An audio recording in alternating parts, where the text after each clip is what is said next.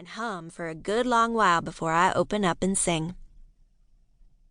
I skate nice and slow to buy myself a little extra time, and so I don't spill the drinks. The owner of the Frosty Top, Earl, is in one of his moods today, so he'd probably take the ruined meal out of my paycheck. I've heard folks say, "Aw, he's more bark than bite," by which I know they've never been on the receiving end of that particular bite. I swing a wide turn and sidle between a shiny red Chevy Bel Air and a beat-up Ford that's more rust than anything else. 2 hot chocolates, 2 Frosty burgers with extra pickles, hold the mustard, and an order of skinny fries to share.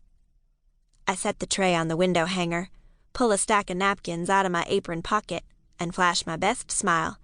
"Anything else I can get you folks?" The driver takes his time looking me up and down.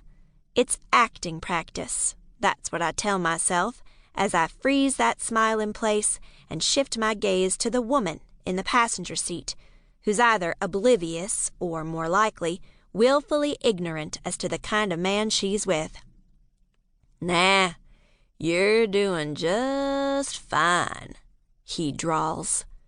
Cretin. I don't meet his eyes, won't give him the satisfaction. I push off and skate back to the diner empty-handed. It's more of that acting practice to keep my hands from clenching into fists when I know his eyes are on my ass the whole way back to the diner. The job does have its perks, though. Skating back and forth between the kitchen and the cars parked beneath that shiny red roof is a workout. I need the practice if I'm going to make the chorus line of a Broadway show my first season in New York. It may look easy bell kicking across the stage with a big smile plastered on your face while you sing, sing, sing, but those people have built up more endurance than marathon runners, I'll tell you what. The heat from the kitchen blasts my cheeks, the fry oil in the air sinking into every pore when I make my way back inside.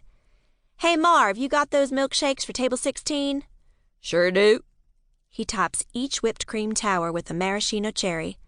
"Hustle up," Betty says, eyeing the tray balanced on my palm and smoothing the sides of her Kool-Aid red hair. "We're on in 10. Every hour on the hour, us car hops line up in front of the diner's chrome bar and do a choreographed song and dance. Yep, on skates. "I'll be ready," I call over my shoulder as I make for the indoor dining room. "Door!" I skate across the black and white checkered floor, past the chrome bar stools, and into a bank of curved red vinyl booths. Everybody's so happy to see the sun. The air is fizzy as a freshly poured soda pop. The diner's packed with families tonight, so the show should be a hoot. I set down the milkshakes with a straw and a long skinny spoon for each. A girl in pigtails goes straight for the cherry, plucking it off the swirl of whipped cream and dropping it in her mouth.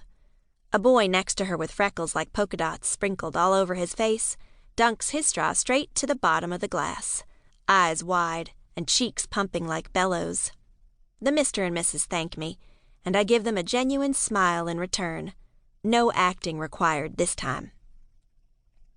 I tuck the tray under my arm and scoot back to the kitchen quick as I can, without catching a wheel on a chair leg and falling flat on my face.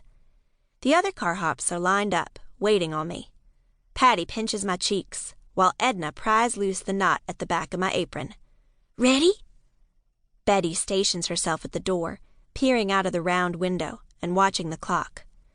Like he does every hour, Earl leans over the jukebox, his apron strap digging into the pink skin at the nape of his neck, wiry hairs curling out the back of his white t-shirt. He punches the button for Moonlight Serenade, and the machine clicks and whirs, the record dropping on the turntable. Betty counts us off, and we glide into the dining room, moving in unison, like a bunch of slow-motion rockettes on skates. The music is dreamy, and I fall into the familiar pattern of swirl and swish as we wind across the checkerboard floor. The whole thing is a Gene Kelly ripoff, to be honest, but nobody around here would know that or care.